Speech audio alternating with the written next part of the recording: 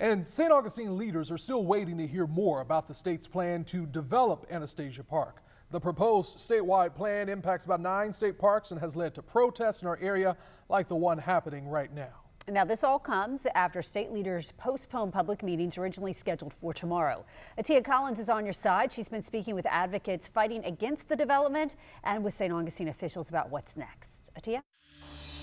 Nestled between the trees here at Anastasia Park in St. Augustine could be a hotel, golf, and pickleball courts. Now, these developments all part of the state's plan titled the Great Outdoor Initiative.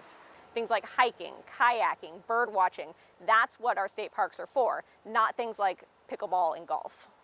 Jen Lumberg with the Matanzas Riverkeeper is one of multiple community organizations now planning to hold community meetings after the state postponed public information sessions about the proposed development to Anastasia State Park. This proposal is not dead. Just because these meetings have been temporarily postponed and we don't have new meeting dates yet means that we have to make sure that this doesn't fall off people's radars. According to the Florida Department of Environmental Protection press release, the project's goal is to increase visitors at state parks. St. Augustine City Manager David Burcham says the city has not received information from the state on the proposals, but when that does happen, city leaders will review the project. Look at all the details, including land development code and comp plan compliance, or utilities issues, and everything else we look at when we look at a real estate development.